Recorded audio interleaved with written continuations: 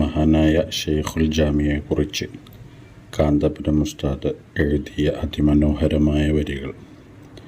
പാണ്ഡിത്യത്തിൻ്റെ വിനയവും സൗമ്യമായ പെരുമാറ്റവും പുഞ്ചിരിയോടെയുള്ള സംസാരവുമാണ് പ്രൊഫസർ കെ ആലിക്കുട്ടി മുസ്ലിയാരെ സവിശേഷമാക്കുന്നത്.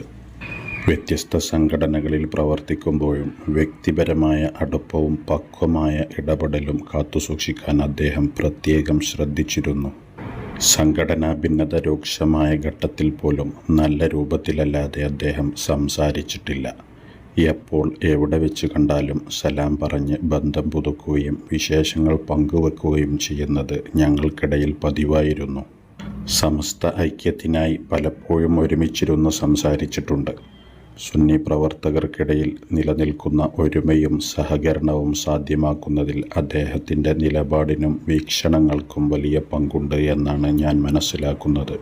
ആരോഗ്യപരമായ പ്രയാസം നേരിട്ട വേളയിൽ എൻ്റെ മകനോടും മരുമകനോടും അദ്ദേഹം സുഖാന്വേഷണങ്ങൾ നടത്തുകയും പ്രാർത്ഥിക്കുകയുമുണ്ടായത് ഇപ്പോഴും ഞാൻ ഓർക്കുന്നു. അദ്ദേഹത്തിൻ്റെ ആരോഗ്യ വിവരങ്ങൾ ഞാനും അന്വേഷിക്കാറുണ്ടായിരുന്നു. ധാരാളം മതപണ്ഡിതരെ വാർത്തെടുക്കുകയും സമൂഹത്തിൻ്റെ നന്മയ്ക്ക് വേണ്ടി നിലകൊള്ളുകയും ചെയ്ത മുതിർന്ന ഒരു പണ്ഡിതനെയാണ് ആലിക്കുട്ടി മുസ്ലിയാരുടെ വിയോഗത്തിലൂടെ നഷ്ടമാകുന്നത്. കുടുംബത്തിൻ്റെയും സഹപ്രവർത്തകരുടെയും ശിഷ്യരുടെയും സ്നേഹജനങ്ങളുടെയും വേദനയിൽ പങ്കുചേരുന്നു. എല്ലാവരും അദ്ദേഹത്തിനായി പ്രാർത്ഥിക്കണമെന്ന് അഭ്യർത്ഥിക്കുന്നു. അല്ലാഹു പരലോക ജീവിതം സന്തോഷകരമാക്കട്ടെ.